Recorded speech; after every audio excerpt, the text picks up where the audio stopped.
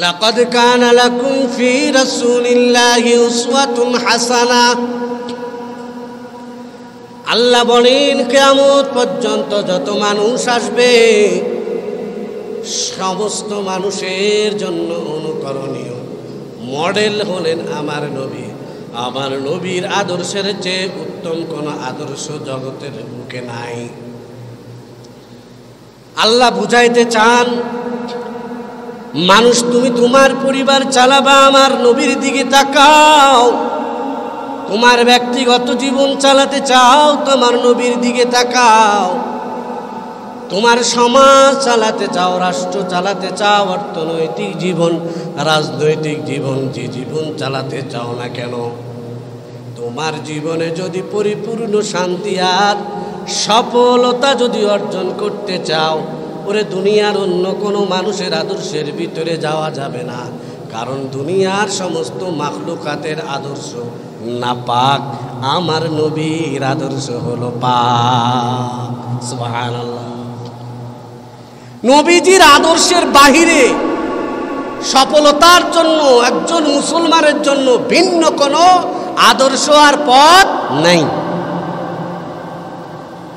ওই যে দেখেন ইবনে মাজার হাদিস, আল্লাহর নবীজি আমার বলেন, প্যারা হাবিব আল্লাহ নবী ঘোষণা করেন, মান আহাব্বা সুন্নতি ফাকাদ আহাব্বানি ওয়া মান আহাব্বানি কানা মাই ফিল জান্নাহ। নবীজি আমার বলেন, যারা আমি নবীর আদর্শকে বাস্তবায়ন করবে নিজের ব্যক্তিগত জীবনে, পারিবারিক জীবনে, রাজনৈতিক জীবনে, আন্তর্জাতিক জীবনে আর অর্থনৈতিক জীবনে, জীবনের প্রতিটা ক্ষেত্রে পদে পদে যদি আমি মায়ার নবীর আদর্শ ফলো করতে পারে, ভালোবাসতে পারে, আল্লাহর নবী বলেন তারা আমি নবীর সাথে, আমার সাথে একসাথে জান্নাতে থাকবে। সুবহানাল্লাহ। তাহলে নবীজির সুন্নতকে অনুকরণ করা মানে নবীজিকে ভালোবাসা, আর নবীজিকে ভালোবাসার নতিজা ফলাফল হলো নবীর সাথে জান্নাত। সুবহানাল্লাহ।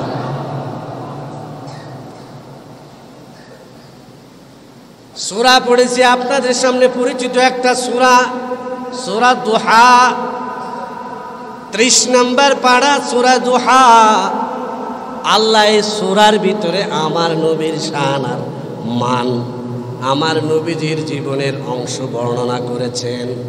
বিশেষ করে যারা মুসিবতের ভিতরে পড়ার পরে, পেরেশানির ভিতরে পড়ার পরে একজন মানুষ কি করণীয়, বিপদে পড়ছে, মুসিবতের ভিতরে পড়েছে, বিপদ আপদ মুসিবত আমাদের জীবনে আছে না নাই?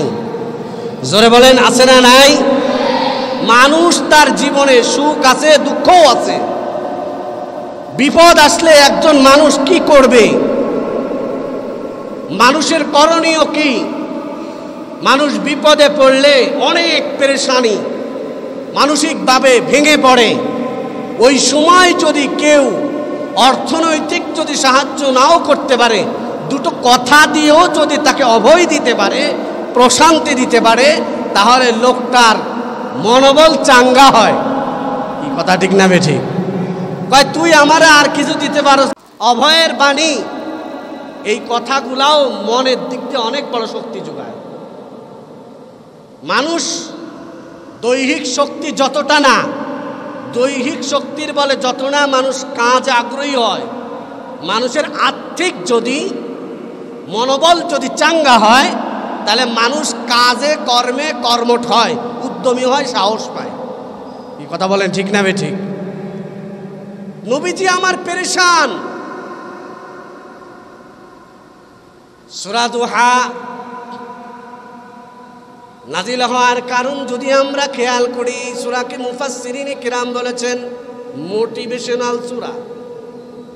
মানে মানুষ তার পেরেশানির মুহূর্তে আল্লাহর পক্ষ থেকে প্রশান্তির বাণী। নবীজির জীবনে অনেক পেরেশানিগ্রস্ত যখন তার আসছে, ওই সময় আল্লাহ সূরা দুহা নাজিল করে আল্লাহর নবীকে তাসাল্লি, অশান্তি অন্তরের ভিতরে পৌঁছাবার জন্য আল্লাহ জিবরিল আমিনের মাধ্যমে গোটা সূরা দুহা আল্লাহ নাযিল করে পাঠিয়ে দেন। সুবহানাল্লাহ। তাফসীর ইবনে কাসির, নবীজি আমার যখন মক্কার ভিতরে যখন দ্বীনের দাওয়াত দেন, মদিনার ভিতরে দ্বীনের দাওয়াত দেন, দাওয়াত দিতে দিতে হঠাৎ করে ওহী নাযিল হয়। ওহী নাযিল হচ্ছে জিবরিল আমিনের মাধ্যমে। ঘটনাক্রমে মাঝখান দিয়া ওহী বন্ধ। কি আসা বন্ধ? জোরে বলেন সবাই। ওহী আসা বন্ধ হয়ে গেল। এক বর্ণনা আছে 10 দিন, আরেক বর্ণনা আছে 12 দিন, আরেক বর্ণনা আছে 15 দিন, আরেক বর্ণনা আছে 20 ইয়াওমান 20 দিন, আরেক বর্ণনা আছে হলো 30 দিন, আরেক বর্ণনা আছে 50 দিন। তাহলে মোটামুটি কথা 50 দিন ওহী আসতেছে। হঠাৎ করে মাঝখান দিয়া 50 দিন ওহী আসা বন্ধ। তো নবী তো আল্লাহর, নবীর কাছে আল্লাহ সব থেকে বেশি প্রিয়। যদি কথা বন্ধুর সাথে বন্ধ হয়ে যায় তো বন্ধুর মন খারাপ থাকে না? ভালো থাকে না খারাপ থাকে? খারাপ থাকে না? স্বাভাবিক। যার সাথে মনের সব কিছু খুলে বলা হয়, ওই মানুষটার সাথে হঠাৎ করে যদি ব্রেকআপ হয়ে যায়, হঠাৎ করে যদি কথা বন্ধ হয়ে যায়, তখন সে ভাবে যে মনে হয় আমার উপর অসন্তুষ্ট আছে, মনে শান্তি লাগে না, কাজে কর্মে মনোযোগ আসে না, দিলে শান্তি লাগে না। তাই নবীর সাথে জিবরাইল আসা বন্ধ হয়ে গেছে মাঝখান দিয়া প্রায় 50 দিন। 50 দিন ওহী বন্ধ হয়ে যাওয়ার, বন্ধ থাকার কারণে কাফেরেরা এমনে তো নাচতে বুড়ি, আবার পাইছে ঢোলের বাড়ি। কি বাংলা একটা কথা আছে না, এমনি নাচুন না বুড়ি, আবার পাইছে কিসের বাড়ি? ঢোলের বাড়ি। এমনি তো মুহাম্মদকে সহ্যই করতে পারে না, নবীজিকে দেখতেই পারে না। আবার মাঝখান দিয়ে যখন 50 দিন ওহী বন্ধ, তখন কাফেরেরা পাইছে একটা ইস্যু। এই সারা বেঈমানেরা গোটা এলাকার ভিতরে ছড়াইতে লাগলো, দেখো কয় কি ব্যাপার মুহাম্মদ, তোমার আল্লাহ তো তোমারে ভুলে গেছে। কি বলছে? যে মুহাম্মদ তোমার আল্লাহ তো তোমারে ভুলে গেছে, তোমার আল্লাহ তোমার উপরে রাগ করে বসছে। তোমার আল্লাহ তোমার উপরে রাগ যদি না করত তাহলে ওহী আসা বন্ধ হয়েছে কেন? তোমার আল্লাহ তোমার উপরে, তোমাকে ছেড়ে দিয়েছে, তোমার রব তোমাকে ভুলে গিয়েছে। এই পাড়া প্রতিবেশী সবাই শোনো, মুহাম্মাদের আল্লাহ মুহাম্মাদের সাথে সম্পর্কচ্যুত করে দিয়েছে, কাজে তার ধর্মের ধারে কাছেও কেউ যায়ও না। এই গুজব গোটা এলাকায় ছড়ায় দিয়েছে। নবীজির কাছে এই কথা শুনছেন না আপনারা? আওয়াজ হোক, যাও, কিয়ামত হয়ে যাক, শোনেন কথা। আমি তো বাজে গল্প করা আমার কোনো সময় অভ্যাস নাই। আমি সূরা দুহা এর তাফসীর করতেছি। দেখেন সূরা দুহা কেন নাযিল হলো। কাফেররা গোটা এলাকায় ছড়ায় দিল যে মুহাম্মদকে তার রব ছেড়ে দিয়েছে, ভুলে গিয়েছে, তারপর রাগ করছে। ভাই তার প্রমাণ করে যাও, 50 দিন ওই নাই, ওই আসা বন্ধ। নবীর মন খুব খারাপ হয়ে গেল, কাফেররা পাইছে এই সুযোগ। নবীজির মনের ভিতরে অশান্তি, নবীজির মনের ভিতরে ব্যথা। নবীর দিলের ভিতরে যদি ব্যথা লাগে, আমার আরশে আজিমের রব আমার আল্লাহর দিলে সহ্য হয় না। সুবহানাল্লাহ বলেন। কেন? মুফাসসিরিনে কিরাম বলে আমার নবী তো আল্লাহর হাবিব। হাবিব মানে হলো জানের পরাণের বন্ধু, যার কাছে স্বয়ং আমার আল্লাহ প্রেমের প্রস্তাব দিয়েছেন। সুবহানাল্লাহ পড়েন। হাবিবুল্লাহ মুহাম্মদ তো সে কেউ না, তাই মুহাম্মদ হলো হাবিবুল্লাহ।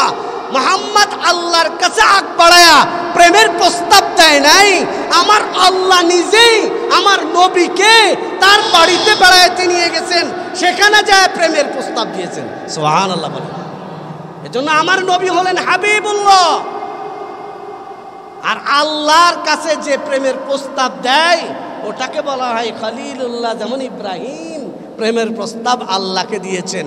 ইব্রাহিম খলিলুল্লাহ আর আমার আপনার নবী হলেন হাবিবুল্লাহ। সুবহানাল্লাহ বলেন। এত পরাণের বন্ধু, তার দিলের ভিতরে ব্যথা আমার আল্লাহ আর সহ্য করে নাই। সঙ্গে সঙ্গে জিবরাইল আমিনের মাধ্যমে আয়াত নাজিল করে সূরা দুহা একবারে জিবরিল আমিনের মাধ্যমে নবীজির কাছে পাঠিয়ে দিয়েছেন। আল্লাহ তাআলা বলেন ওয়াদুহা ওয়াল লাইলি ইযা সাজা মা ওয়াদ্দাআকা রাব্বুকা ওয়া মা ক্বালা ওয়ালাল আখিরাতু খায়রুল লাকা মিনাল উলা। আল্লাহ তাআলা বলেন ওয়াদুহার, দিনের শপথ, দিনের কসম, ওয়াল লাইলি ইযা সাজা, আর রাতের বেলায় যখন অন্ধকার ছেয়ে নেয় ওই রাতের বেলার কসম। এক নম্বর। দুই নম্বর ব্যাখ্যা হলো ওয়াদুহা মানে হলো নবীজির বাবড়ি চুলের শপথ। সুবহানাল্লাহ বলেন। ওয়াদুহা ওয়াল লাইলি ইযা সাজা, ওয়াদুহা দিনের সাথে নবীজির চেহারার বর্ণনা দিয়েছেন। কিসের বর্ণনা দিয়েছেন? চেহারার। ওয়াদুহা,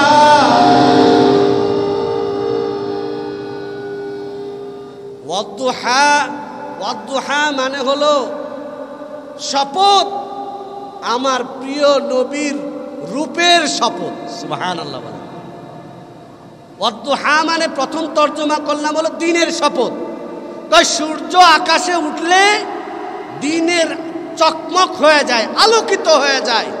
তো আমার নবীর রূপ তো এত সুন্দর, কয় যখন বের হতেন, কয় অনেক সময় রাতের বেলাও যদি নবীজির রূপ এতটাই ঝলক মারত, আম্মাজান আয়েশা বলেন নবীজির রূপের ঝলকে আমি আমার সেলাই করা সুই আমার হারিয়ে গেল।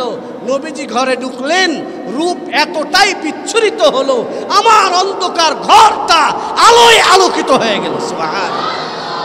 আর নবীজির সেই রূপের আলোতে আমার সেই হারানো সুই আমি খুঁজে পাইছি।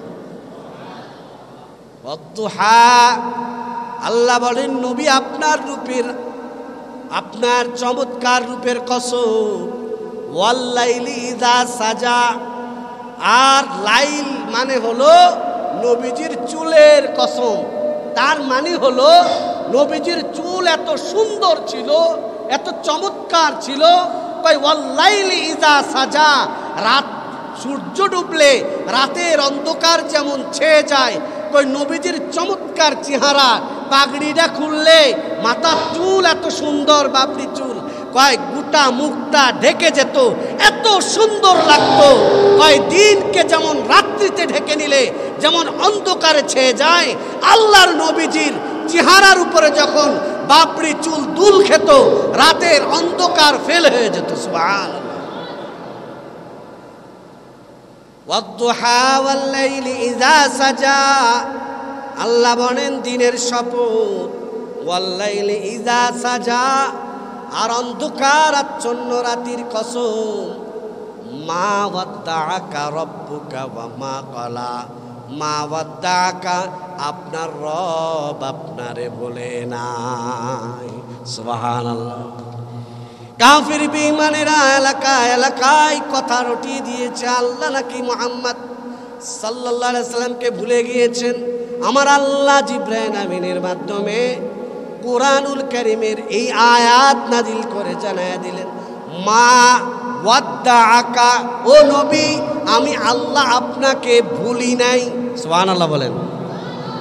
ওয়া মা ক্বালা, আর আমি আল্লাহ আপনি নবীর উপরে রাগান্বিত হই নাই। রাগের কারণে অথবা আপনাকে ভুলে যাওয়ার কারণে ওহী বন্ধ না। তাহলে ওহী বন্ধ ভিন্ন কারণ আছে না নাই? জোরে বলেন, আছে না নাই? নবীর উপরে আল্লাহ রাগান্বিত বা তাকে ভুলে গিয়েছেন, এ কারণে ওহী বন্ধ না। ওহী মাঝখান দিয়ে কেন বন্ধ? ওহী বন্ধের কারণটা তাফসীর ইবনে কাসিরের ভিতরে লেখা হয়। কয় নবীজি চিন্তা করলেন ব্যাপার কি, জিবরাইল আমিন তো একদিনও আমার সাথে দেখা না করে আসে না, কেন আসে না? নবীজি আমার ঘরের চিন্তা করলেন আমার কোনো কারণে এই ঘরের ভিতরে কোনো সমস্যা কিনা, এ কারণেই কি জিবরাইল আমিন আসা বন্ধ হয়ে গেল। নবীজি আমার ঘরের ভিতরে তালাশ করতে থাকলেন। তালাশ করতে করতে নবীজির খাটের নিচে ওই এক পাশে ছোট্ট একটা কুকুর বসে আছে। কুকুরের বাচ্চা, কিসের বাচ্চা? কুকুরের বাচ্চা বসা। ওই কুকুরের বাচ্চাটা নবীর ঘরে থাকার কারণে এই দীর্ঘ এতদিন মাঝখানে ওহি বন্ধ হয়েছিল। এখন কইতে পারেন কুকুরের কি দোষ? ওই যে বুখারীর হাদিসে তাকান, ক্বালান নবী সাল্লাল্লাহু আলাইহি ওয়াসাল্লাম লা তাদখুলুল মালাইকাতু বাইতান ফীহি কালবুন আও তাসাবির। ওই ঘরের ভিতরে রহমতের ফেরেশতা প্রবেশ করে না যে ঘরের ভিতরে কুকুর অথবা জীবজন্তুর ছবি থাকে। বুঝছেননি? যে ঘরের ভিতরে কি থাকে? কুকুর অথবা জীবজন্তু প্রাণীর ছবি থাকে, ওই ঘরে কোনো ফেরেশতা প্রবেশ করে, জোরে বলেন, প্রবেশ করে। যেই ঘরে কুকুর থাকে অথবা প্রাণীর ছবি থাকে, কুকুর যেগুলো আছে সবগুলো হত্যা করে দাও। কেন? ফাইন্না ফীহি শাররুম মিন শাররি শায়তান। কারণ কালো কুকুর যেগুলা, ওগুলার ভিতরে শয়তানের তাসির থাকে। কালো কুকুরের ভিতরে কিসের তাসির থাকে? শয়তানের। সাহাবায়ে কেরাম আয়েশা বললেন, হুজুর কুকুরের উৎপাতে মদিনায় থাকা দায়, কি করা যায়? ওরে কামড়ায়, এরে কামড়ায়, ওরে দাবড় দেয়, ওরে ধাওয়া করে, বাচ্চারা বাড়িতে থেকে বের হতে পারে না। নবী বলেন সব কটাকে সাইজ করে ফেল। কেমনে? জবাই করে ফেলো। পিডায় পিডায় মারা যাবে না। কেন? কোনো প্রাণীকেই ফাঁসি দিয়ে মারা জায়েজ নাই। এই যে বেদিনেরা আইন করতে লোকেরা ফাঁসি দিয়ে ঝোলায় না, কথা বলেন না কেন? ইসলামী শরীয়তে এটা সম্পূর্ণ নিষেধ। ইসলামী শরীয়তের সিস্টেম হলো হুদুদ ও কিসাসের ক্ষেত্রে ফাঁসিতে দেওয়া না, ঝেড়ে দেওয়া। কেন? কারণ যদি ফাঁসিতে ঝোলানো হয় তাহলে লোকটাকে তিলে তিলে মারা হয়। আরে ভাই, তোমার তো মারারই দরকার, তাহলে তুমি জবাই করে দাও, তাহলে অল্প টাইমে তার দান্ডা বের হয়ে যাবে। কিন্তু ওইভাবে কোনো প্রাণীকে, মানুষ তো দূরের কথা, ইসলামী শরিয়াত বলে কোনো প্রাণীকেই এইভাবে শ্বাসরোধ করে হত্যা করা সম্পূর্ণ নাজায়েজ। এজন্য নবীজি কি বললেন? উকতুলু কিলাবাস সাওয়াদ, সব কুকুরগুলোকে জবাই করে দাও। এজন্য এলাকার ভিতরে যে কালো কুকুর বিশেষ করে, এদের ভিতরে এই স্বভাবটা বেশি, মানুষকে জ্বালায়, পোলাপানদেরকে জ্বালায়। রাত বিরাত অনেক কুকুরগুলা পাগলা কুকুর হয়ে যায়। এগুলা সিস্টেম হলো কি করা? এদেরকে জবাই করে দেওয়া, ইঞ্জেকশন মারা না, ওই যে অমুক করা, এটা না, জবাই করে গলা কাটে ফেলা দেওয়া। বাইরে আমার, তাহলে আমি বুঝাচ্ছিলাম ওহি বন্ধ হওয়ার কারণ কি? ওই যে ঘরের ভিতরে কি আছে? ক্বালান নবী সাল্লাল্লাহু আলাইহি ওয়াসাল্লাম লা তাদখুলুল মালাইকাতু বাইতান ফীহি কালবুন আও তাসাবির। নবীজি আমার বলেন, যেই ঘরের ভিতরে কুকুর অথবা অন্য কোনো প্রাণীর ছবি থাকে, ওই ঘরে আল্লাহর ফেরেশতা প্রবেশ করে না। নবী, এই যে আমি এতদিন আসি নাই, কেন জানেন? আপনার ওখানে তো কুকুর রাখা, ওই কুকুরটার কারণে আসে। তাহলে জীবজন্তু কুকুরের ছবি যদি কেউ রাখে অথবা কুকুর যদি থাকে, রহমতের ফেরেশতা প্রবেশ করে না। যাদের ঘরে সকাল 8টা থেকে নিয়ে রাত 1টা-2টো পর্যন্ত টেলিভিশনের গান বাদ্য বাজে, বলেন ওই ঘরে কত হাজার ফেরেশতা ঢোকে? কথা বলেন না কেন? ফেরেশতা প্রবেশ করে? এই ফেরেশতা প্রবেশ করে না। এজন্য কয় হুজুর পোলাডারে ফু দেন, মেয়েডারে নিয়ে আসতে একটু ফু দেন, অমুকরে তাবিজ দেন, অমুকরে অমুক পড়া দেন, পানি পড়া দেন। কোনো পড়াই দেওয়া লাগবে না, ঘরের টেলিভিশনের আওয়াজ বন্ধ করো। কথা বলেন ঠিক না বেঠিক? ওর ভিতরে শয়তান বসা, ওরে ফেরেশতা প্রবেশ করতে পারে না। তাহলে কেউ না কেউ তো প্রবেশ করে। কে? কথা বলেন না কেন? কে প্রবেশ করে? তাহলে ঘরের ভিতরে শয়তানদের ঢুকতে দেওয়া যাবে? জোরে বলেন, যাবে? তাহলে মেয়ের ছবি কেন টানাইছেন? আপনার নেতার ছবি কেন টানাইছেন? আপনার নেত্রীর ছবি কেন টানিয়েছেন? আপনি আপনার নেত্রীর ছবি ঘরের ভিতরে টানাইছেন আর আমার কাছে পানি পড়ার জন্য আসেন। খোদার কসম, কিয়ামত পর্যন্ত আমি না, স্বয়ং আব্দুল কাদের জিলানী আয়েশাও যদি ফু দেয়, ওই পানি পড়ায় কাজ হবে না, হবে না, হবে না। কথা ঠিক না বেঠিক? সাবধান। লা তাদখুলুল মালাইকাতু বাইতান ফীহি কালবুন আও তাসাবির। নবীজি বলেন, ওই ঘরের ভিতরে রহমতের ফেরেশতা প্রবেশ করে না যে ঘরের ভিতরে কুকুর আছে বা জীবজন্তুর ছবি আছে। কিসের ছবি আছে? জীবজন্তুর ছবি আছে। এমন আধুনিক কিছু ছবি বের হয়েছে। কি ছবি? আধুনিক ছবি। এখন আর ঘরের সাথে টাঙানো লাগে না, ওই বিভিন্নভাবে পাখি পুতুল টুতুল ঘরের ভিতরে রাখে। কি আছে না নাই? কথা বলে না কেন? আছে না নাই? এখন আবার আরো আপডেট হইয়া ওই যে মানে সন্দেশের মতো একগুলো আছে না, বিভিন্ন রকম, এটা পুতুল, বিভিন্ন রকম বাঘ, ভাল্লুকের মিষ্টি দ্রব্য, এ ছবি। মানে চিন্তা করেন, শয়তান কত সিস্টেমে বাঙালি মুসলমানকে নষ্ট করার ষড়যন্ত্র। এই মূর্তিওয়ালা ওই মিষ্টি যদি কেউ খায়, তাহলে কন্তর কি অবস্থা হবে? এগুলি তাহকিক করার দরকার, এগুলি তাহকিক করার দরকার। ঘরের ভিতরে খাটের ভিতরে ছবি আঁকাইছে, ছবি আঁকাইছে, তাহলে ঘরের ভিতরে শয়তানকে ঢুকতে দেওয়া যাবে না। শয়তান আসার যত পথ আছে সব ছিদ্রগুলো বন্ধ করা লাগবে। আর শয়তান আসার, ঘরের ভিতরে শয়তান ঢোকার পথ ছিদ্র বন্ধ করার অন্যতম একটা মাধ্যম হলো বেশি বেশি ঘরের ভিতরে আল্লাহর কোরআনের তেলাওয়াত চালু করে দেওয়া। কথা ঠিক না বেঠিক? নিজে পড়বেন, বিবিরে পড়তে বলবেন, বাচ্চাদেরকে পড়তে বলবেন। আমার কাছে আসা লাগবে না, আপনার ঘরে আল্লাহর রহমতের ফেরেশতা আসমান থেকে নাজিল হবে, রহমত বরকত আসমান থেকে আরশে আজিম থেকে আসবে। ঘর সুরক্ষার জিম্মাদারি কার?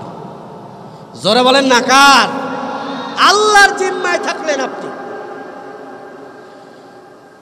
মা ওয়াদ্দাকা রাব্বুকা ওয়া মা ক্বালা। আল্লাহ তাআলা বলেন, কাফিররা মনে করে আমি আল্লাহ নবী আপনারা ভুলে গিয়েছি। না, মা ওয়াদ্দাকা, আমি আপনি নবীকে ভুলি নাই। ওয়া মা ক্বালা, আবার আপনার উপরে আমি রাগান্বিত হই নাই। মা ওয়াদ্দাকা রাব্বুকা ওয়া মা ক্বালা। তারপরে আয়াতে আল্লাহ বলেন, মা ওয়াদ্দাকা রাব্বুকা ওয়া মা ক্বালা ওয়ালাল আখিরাতু খায়রুল লাকা মিনাল উলা। আর আল্লাহ তাআলা নবীকে বলেন, আপনার জন্য, এক নম্বর তরজমা, আপনার জন্য ওয়ালাল আখিরাতু খায়রুল লাকা মিনাল উলা, আপনার জন্য প্রথমটার থেকে আখিরাতটাই উত্তম। তার মানে আপনার জন্য দুনিয়ার থেকে আখিরাতটা কি, পরকাল হলো উত্তম। এক তরজমা। কেন? কারণ দুনিয়া হলো দারুল ফানা আর আখিরাত হলো দারুল বাকা। মানে দুনিয়া হলো নিঃশেষ, শেষ হয়ে যাবে, আর আখিরাত হলো যার শুরু আছে আর শেষ নাই। আল্লাহ বুঝাইতে চান, ওয়ালাল আখিরাতু খায়রুম মিনাল, ওয়ালাল আখিরাতু খায়রুল লাকা মিনাল উলা। আপনার জন্য দুনিয়াটাই বেস্ট, আপনার জন্য আখিরাতটাই উত্তম দুনিয়ার চাইতে। কারণ দুনিয়া শেষ হয়ে যাবে, আখিরাত শেষ হবে না। সুবহানাল্লাহ পড়েন ভাই। এজন্য যদি দুনিয়াতে আপনার কমও কিছু থাকে, কিন্তু আপনার যদি শরিয়াতের বিরুদ্ধে কোনো কাজ না হয়, তাহলে আপনি মনে রাখেন আপনি আখিরাত পাইছেন। আর নিজেকে নিজে বুঝাবেন, আলহামদুলিল্লাহ, দুনিয়া আমার থাক বা না থাক, আমার তো আখিরাত আছে। এই কথা বলেন ঠিক না বেঠিক? এক নম্বর তরজমা। দুই নম্বর, আল্লাহ তাআলা বলেন, তাফসীর ইবনে কাসির, ওয়ালাল আখিরাতু খায়রুল লাকা মিনাল উলা। তার মানে আল্লাহ বলেন নবী আমার, আপনার জন্য প্রথমটার থেকে দ্বিতীয়টাই উত্তম। তার মানে হলো নবীজি প্রথম ছিলেন কোথায়? মক্কায়। বলেন প্রথম ছিলেন কোথায়? সবাই বলেন নবীজি প্রথম কোথায় ছিলেন? মক্কায়। এখন আছেন কোথায়? মদিনায়, পরবর্তীতে মদিনায়। তো আল্লাহ আয়াতের সাথে মিলান, আপনার জন্য প্রথমটার চাইতে দ্বিতীয়টাই উত্তম। তার মানে হলো মক্কায় আপনার যা হারাইছেন কোনো সমস্যা নাই, মক্কায় আপনি প্রজা ছিলেন, কিন্তু মদিনা আপনার জন্য বাদশার তখতের স্থায়ী রাজত্ব আমি আল্লাহ তোমাকে দিয়ে দিলাম। ওয়ালাল আখিরাতু খায়রুল লাকা মিনাল উলা। আপনার জন্য প্রথমটার থেকে আখির পরেরটা, মানে মক্কা থেকে মদিনায় আপনার জন্য শ্রেষ্ঠ। সুবহানাল্লাহ। এখনো হাজিরা বলে, এখনো হাজি সাহেবরা বলে যে আমরা মক্কা মদিনায়ও যাই, যাওয়ার পরে মদিনায় যতটা না শান্তি, মক্কায় অত শান্তি পাওয়া যায় না। এই কথা বলেন ঠিক না বেঠিক? কিসের কারণে?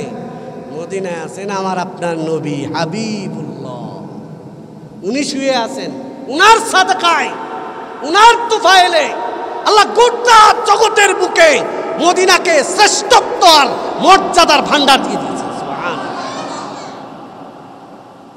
ওয়ালাল আখিরাতু খায়রুল লাকা মিনাল উলা। আমার আল্লাহ বলেন নবী আমার, আপনি পেরেশানি হবেন না, মনে কষ্ট নেবেন না, দরকার নেই। আপনার জন্য মক্কা থেকে মদিনায় হলো শ্রেষ্ঠ। নবীকে সান্ত্বনার বাণী দেয়, সব কথাগুলো বলে বলে কে? জোরে বলেন না কে? আল্লাহ নবীকে সান্ত্বনা দেয়। ওয়ালাল আখিরাতু খায়রুল লাকা মিনাল উলা। তারপরে আয়াতে দেখান, ওয়ালা সাউফা ইউতিকা রাব্বুকা ফাতারদা। আমার আল্লাহ বলেন ও নবী আমার, অতি সত্বর আমি আল্লাহ আপনাকে এত এত এত বেশি দেব, আপনি ফাতারদা, চির সন্তুষ্ট হয়ে যাবেন। সুবহানাল্লাহ বলেন। আপনি মনে করছেন আপনার কেউ নাই, আপনার অনেক কিছুর অভাব না। ওয়ালা সাউফা, অতি সত্বর, ইউতিকা রাব্বুকা, আপনার রব আপনাকে দিবেন, ফাতারদা, আপনি চির সুখী হয়ে যাবেন। সুবহানাল্লাহ, সন্তুষ্ট হয়ে যাবেন। চাওয়া পাওয়ার আর কোনো স্তর বাকি থাকবে না। এত দেব, এত দেব।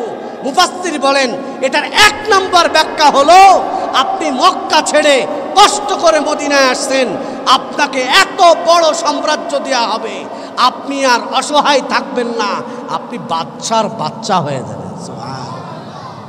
আল্লাহর নবীকে কি আল্লাহ দিয়েছেন কি দেন নাই? বলেন দিয়েছেন কি দেন নাই? এত বড় রাজত্ব। নবীজি মদিনার বাচ্চা ছিলেন, নবীর পরে সাহাবায়ে কেরামের আমলে অর্ধ পৃথিবীর রাজত্ব আল্লাহ দিয়েছিলেন। ওয়ালা সাউফা ইউতিকা রাব্বুকা ফাতারদা, এত দিব, এত দিব, আপনি নবী সন্তুষ্ট হয়ে যাবেন। সুবহানাল্লাহ। দুই নম্বর ব্যাখ্যা হলো, মুফাসসির বলেন ওয়ালা সাউফা ইউতিকা রাব্বুকা ফাতারদা, ওয়ালা সাউফা ইউতিকা রাব্বুকা ফাতারদা। তার মানে হলো, এটার দ্বারা উদ্দেশ্য হলো আখিরাত, কিয়ামতের ময়দানে নবীজিকে আল্লাহ শাফিউন মুশাফফা বানাবেন, সুপারিশকারী হিসাবে বানাবেন। ওই নবী বলেন আমি ততক্ষণ পর্যন্ত সন্তুষ্ট হব না যতক্ষণ পর্যন্ত আমার একটা পাপী উম্মত জাহান্নামে থাকবে, ততক্ষণ আমি নবী সন্তুষ্ট হব না।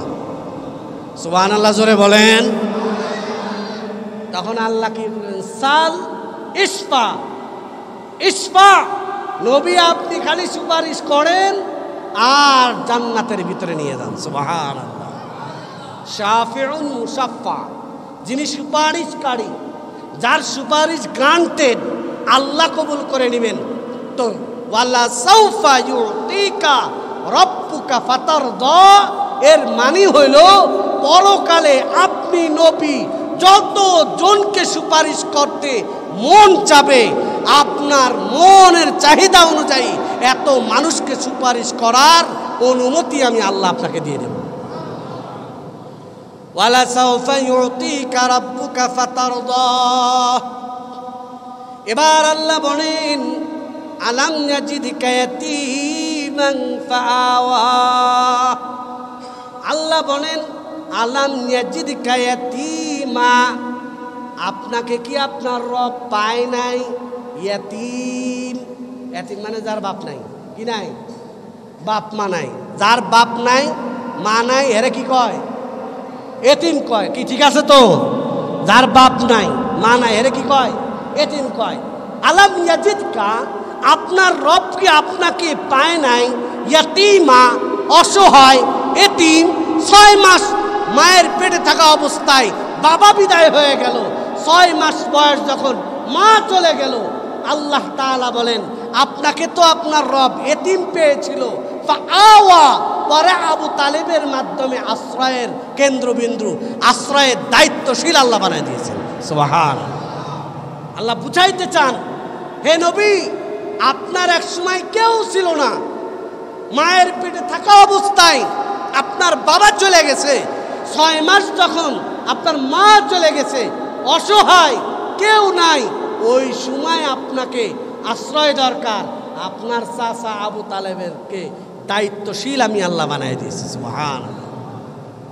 আলাম ইয়াজিদকা ইয়াতীমান ফাআওয়া ওয়া ওয়াজাদাকা দাল্লান ফাহাদা। এবার আল্লাহ তাআলা বলেন ওয়া ওয়াজাদাকা দাল্লান ফাহাদা। ওয়া ওয়াজাদাকা দাল্লান, দাল্লান মানে ভ্রষ্ট, এক শব্দের অর্থ। এখানে ভ্রষ্ট তর্জমা হবে না, তার মানে হলো আল্লাহ বুঝাইতে চান আপনাকে তো আপনার রব পেয়েছিলেন সাথী হারা। কি হারা? জোরে বলেন, কি হারা? পথ হারা, সাথী হারা। পথ চিনেন না, সাথী যদি হারায় যায় যে চিনতো, তাহলে পেরেশানি আছে না নাই? জোরে বলেন না কেন, আছে না নাই? ওয়াজাদাকা দাল্লান, আপনি সাথী হারা ছিলেন, পথ হারা ছিলেন, এক তর্জমা। আরেক তর্জমা হলো আপনি তো কোনটা ইসলাম ধর্ম সঠিক ইসলামের বার্তা আপনার কাছে ছিল না। ফাহাদা, আপনাকে নবুয়তের মাধ্যমে আল্লাহ ইসলামের মতো দৌলত দান করে জান্নাতের পথের প্রতীক বানিয়ে দিয়েছে। ওয়াজাদাকা দাল্লান ফাহাদা ওয়া ওয়াজাদাকা আইলান ফাআগনা। পরবর্তী আয়াতে আল্লাহ তাআলা বলেন ওয়াজাদাকা আইলান ফাআগনা, আপনাকে আপনার রব আয়লা মানে অসহায়, একেবারে ভিটে বাড়ি, মাল্লা সুকনা লাহু ওয়ালা নাফাকাতা লাহু, যার বাড়িও নাই, ঘরও নাই, ভিটাও নাই, কিছুই নাই। হ্যাঁ, ওয়াজাদাকা আইলান ফাআগনা, আপনি তো গরিব ছিলেন, গরিব দরিদ্র ছিলেন। ফাআগনা, আপনাকে ধনী বানিয়ে দিয়েছেন কেডা? আপনাকে ধনী বানাইছেন কে? কেউ নাই, কিচ্ছু নাই। 25 বছরের যুবক কোথায় যাবে? শত্রুর কোনো অভাব নাই, নিজস্ব কোনো সম্পদ নাই। ফাআগনা, আরবের ভিতরে সব থেকে বড় ধনী ফাতিমা খাদিজাতুল কুবরা রাদিয়াল্লাহু তাআলা আনহা, 40 বছরের বুড়ি মহিলা, টাকা পয়সার কোনো অভাব নাই, কপালের দোষে স্বামী মারা গেছে, এত সম্পদ দেখবে কে? আরব তো জাহিলিয়াতের জামানা, ভাইকে বিশ্বাস করা যায় না, বোনকে বিশ্বাস করা যায় না, বাবাকে বিশ্বাস করা যায় না, আপন মানুষ কাউকে বিশ্বাস করা যায় না। লোকেরা বলে, ও খাদিজা, তোমার এই সম্পদের যদি যথাযথ হেফাজত করতে হয়, রক্ষণাবেক্ষণ করতে হয়, দেখভাল করতে হয়, এই সম্পদ যদি সুষ্ঠুভাবে পরিচালনা করতে হয়, তাহলে মুহাম্মাদের চাইতে মজার মানুষ, মুহাম্মাদের চাইতে ভালো আমানতদারি মক্কার বুকে আর কেউ নাই। চলো, তুমি যদি রাজি থাকো, তোমার পক্ষ থেকে মুহাম্মাদের কাছে তোমার বিবাহের পয়গাম পাঠায় দিই। সুবহানাল্লাহ। ফাআগনা, ফাগনা দাইলান, তোমার রিক্ত হস্ত ছিল, কিছুই ছিল না। ফাগনা 40 বছরের খাদিজাকে বিয়ে করায় দিলাম। আল্লাহ বলেন ফাগনা, ওর মাধ্যমে আল্লাহ তোমাকে ধনী বানায় দিয়েছেন। সুবহানাল্লাহ, একটু জোরে বলেন। ধনী বানানোর মালিক কেডা? পিছনের ভাইরা জোরে আওয়াজ দিয়ে বলেন কে? ধনী বানানোর মালিক, গরিব বানানোর মালিক, সুখ দেওয়ার মালিক, দুঃখ দেওয়ার মালিক, রোগ দেওয়ার মালিক, রোগ সারার মালিক কে?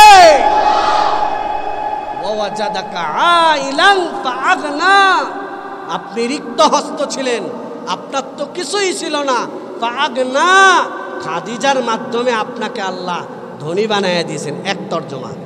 2 নম্বর তর্জমা হলো ফাগনা, তার মানে মদিনায় আসছেন খালি হাতে। এত বড় বড় সাম্রাজ্য আপনাকে আল্লাহ দিয়েছেন, ফলে আপনি আর গরিব নন। গনিমতের মালের মাধ্যমে, বিজয়ের মাধ্যমে, ফুতুহাতের মাধ্যমে আল্লাহ ফাগনা, আপনি নবীকে ধনী বানায় দিয়েছেন। তো সিরাতের মাহফিল, এজন্য নবীজির সিরাত থেকে বলতেছি, নবীজির ভিতরে আমাদের মুক্তির সনদ। কথা বলেন ঠিক না বেঠিক? আমাদের মুক্তির সনদ কোনো নেতা না। কি কথা বলেন না কেন? কোনো নেতা আমাদের মুক্তির সনদ হতে পারে, বঙ্গবন্ধু হতে পারে, জিয়াউর রহমান আমাদের মুক্তির সনদ হতে পারে, ম্যাডাম খালেদা হাসিনা হতে পারে, এরশাদ সাহেব হতে পারে, আমার গ্রামের চেয়ারম্যান হতে পারে, মেম্বার হতে পারে। আমাদের মুক্তির সনদ মুহাম্মদ সাল্লাল্লাহু, এই কথা ঠিক তো? এবার আসেন নবীজিকে আল্লাহ কেন পাঠালেন? সূরা সফ আল্লাহ তাআলা বলেন হুয়াল্লাযী আরসালা রাসূলাহু বিল হুদা ওয়া দীনিল হাক্কি লিইয়ুযহিরাহু আলাদ দীনি কুল্লিহি ওয়ালাউ কারিহাল মুশরিকুন। হুয়াল্লাযী আরসালা রাসূলাহু, আমার আল্লাহ তার রাসূলকে প্রেরণ করেছেন। আরসালা ইউরসিলু আল ইরসাল মানে পাঠানো। হুয়াল্লাযী, তিনি তো ওই আল্লাহ, আরসালা রাসূলাহু, যে তার রাসূলকে প্রেরণ করেছেন। লিইয়ুযহিরাহু আলাদ দীনি কুল্লি, কেন পাঠাইছেন নবীকে? সবাই শোনেন। সাবাবু বি'সাতিন নবী সাল্লাল্লাহু আলাইহি ওয়াসাল্লাম, মুফাসসিরিনে কিরাম এই হেডিং কায়েম, শিরোনাম করেছেন যে নবীকে দুনিয়াতে পাঠানোর কারণ কি।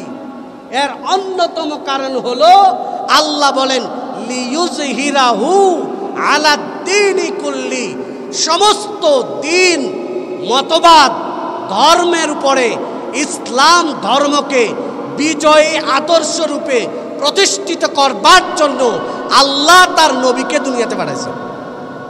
সুবহানাল্লাহ বলেন। বলেন নবীকে আল্লাহ দুনিয়ায় পাঠানোর কারণ কি? ইসলামকে বিজয় করা। নবীজিকে আল্লাহ দুনিয়ায় পাঠানোর কারণ কি? ইসলামকে বিজয় করা। বলেন কি করা? এই মুসলমানেরা, আমাকে আপনারা বলেন, বর্তমান দুনিয়ায় ইসলাম কি বিজয়ী না পরাজিত? সবাই জোরে বলেন।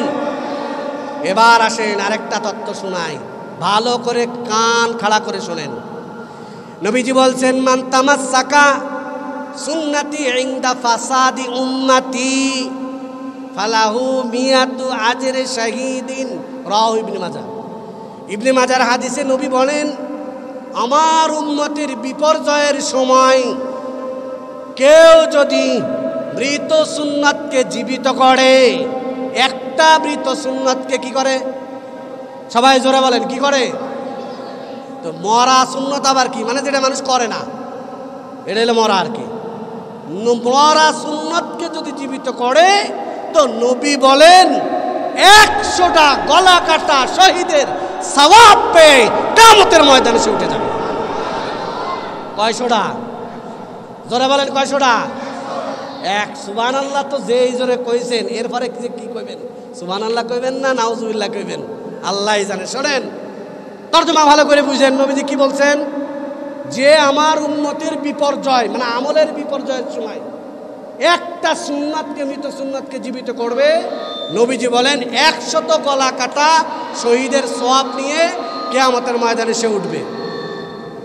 কথা ঠিক আছে তো? এখন আপনারা এখানে যারা আসছেন সবাই বলেন তো, টুপি মাথায় দিয়া রসুলের সুন্নাত কি সুন্নাত না? সবাই জোরে বলেন। এই সুন্নাত কি মৃত না জিন্দা? কথা বলেন না কেন? এই সমাজের কিছু না কিছু মানুষ এই সুন্নাত পালন করে। কথা বলেন না কেন? বলেন লম্বা জামা গায়ে দিয়া সুন্নাত কি সুন্নাত না? আরো জোরে বলেন, সুন্নাত কি সুন্নাত না? এই সমাজের অসংখ্য মানুষ এই সুন্নাতকে পালন করে কি করে না? তাহলে এই সুন্নত মরা, টুপিও মরা সুন্নত। জোরে বলেন মরা সুন্নত। এই সমাজের অসংখ্য মানুষ দস্তরখান বিছায়া খানা খায়, আছে না নাই? তাহলে দস্তরখানের আমল এটা মরা সুন্নত। জোরে বলেন মরা সুন্নত। এই সমাজের অসংখ্য মানুষ আল্লাহর কোরআনের তেলাওয়াত করে, আছে না নাই? তাহলে কোরআনের তেলাওয়াত করা এটা মরা সুন্নত। এই সমাজের অসংখ্য মানুষ জিকির আজকার করে, আছে না নাই? তাহলে জিকির আজকার করা এটা মরা সুন্নত না জিন্দা সুন্নত? জোরে বলেন মরা না জিন্দা? এই সমাজের অসংখ্য মানুষ পাগড়ি মাথায় দেয় কি দেয় না? জোরে বলেন দেয় কি দেয় না? তাহলে পাগড়ি কি মরা সুন্নত না জিন্দা সুন্নত? এইভাবে আমি যদি ধরে ধরে পয়েন্টে পয়েন্টে বলি, দেখাতে পারবো নবীজির প্রত্যেকটা সুন্নাত কোনো না কোনো এলাকার মানুষে আমল করে। যেটা আমল হয়, হয়তো বাংলাদেশে হয় না, পাকিস্তানে হয়, হয়তো পাকিস্তানে হয় না, ইন্ডিয়াতে হয়, অন্য কোথাও হয়। তাহলে যেটার আমল আছে ওটা কি মরা না জিন্দা?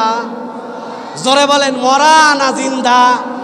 কিন্তু হ্যাঁ, আমি খুঁজে পাইছি যে মরা সুন্নাত কোনটা। নবীজি যে বললেন 100টা গলা কাটা শহীদের সওয়াব নিয়ে হাসরের ময়দানে উঠবে, তাহলে সেই মরা সুন্নাত কোনটা? আমাদের গবেষণা অনুযায়ী আমরা খুঁজে পাইছি এই সমাজের অসংখ্য মানুষ, অধিকাংশ মানুষ নামাজ পড়ে, রোজা করে, হজ করে, যাকাত দেয়, টুপি মাথায় দেয়, জিকির আজকার করে, সুন্নাত তরুগণে দস্তরখান বিছায়, সব ঠিক আছে। কিন্তু মরা সুন্নাত কোনটা? নবীজি রাষ্ট্র পরিচালনা করেছেন আল্লাহর দ্বীনকে বিজয় করা, রাষ্ট্রীয়ভাবে ইসলামকে বিজয় করা, ইসলাম অনুযায়ী রাষ্ট্র পরিচালনা করা। এই সুন্নতটা জিন্দা না মুর্দা? জোরে আওয়াজ দিয়ে বলেন জিন্দা না মুর্দা? তাহলে 100টা গলা কাটা শহীদের সওয়াব পাবে কে? যে দস্তরখান বিছায়া খায় না দ্বীন প্রতিষ্ঠার সংগ্রাম করে? জোরে বলেন কি করে? এবার আয়াতের সাথে মিলান, হুয়াল্লাযী আরসালা রাসূলাহু, তিনি তো ওই আল্লাহ, আরসালা রাসূলাহু, যে তার নবীকে প্রেরণ করেছেন পৃথিবীতে। কেন? লিইয়ুযহিরাহু আলা দ্বীনি কুল্লি। দ্বীন মানে ধর্ম, দ্বীন মানে মতবাদ, দ্বীন মানে তরিকা, শরীয়ত, ইসলামকে অন্য সমস্ত ধর্মের উপরে বিজয়ী করার জন্য আল্লাহর নবী এসেছেন। কাজেই যারা দ্বীন প্রতিষ্ঠার মেহনত করবে, কোরআন সমাজের বুকে প্রতিষ্ঠা করবার মেহনত করবে, বর্তমান দুনিয়ায় মরা সুন্নাত কোনটা? দ্বীন প্রতিষ্ঠিত নাই, এটাই মরা সুন্নাত। এই সুন্নাতকে যদি কেউ জিন্দা করার জন্য মেহনত করে, ইনশাআল্লাহ কিয়ামতের ময়দানে 100টা গলা কাটা শহীদের সওয়াব তারা পাবে। দ্বীন প্রতিষ্ঠার জন্য রাজি আছি কারা কারা? আল্লাহু আকবার। আল্লাহ কবুল করেন। হাত নামান। শোনেন, কেন করবেন না আপনি? আপনারা আমাদেরকে প্রশ্ন করেন অনেক সময় যে হুজুর, যদি কোরআন প্রতিষ্ঠিত হয়ে যায় তাহলে তো বিপদ, সমস্যা। কি সমস্যা? বা আমার বউটা ইচ্ছা মতো বাইরে বেরোতে পারবে না, সমস্যা তো এটাই। আরও নানান রকম সমস্যা আছে। আমরা বলি আপনি যা মনে করছেন তা না, যে আপনার বউরে ঘরের ভিতরে বন্দি দিন না। আরে ভাই, ইসলাম প্রতিষ্ঠিত হয়ে গেলে সমাজ এত সুন্দর হবে। বুরকা কেন পড়তে বলি আমরা, পর্দায় কেন থাকতে বলি আমরা?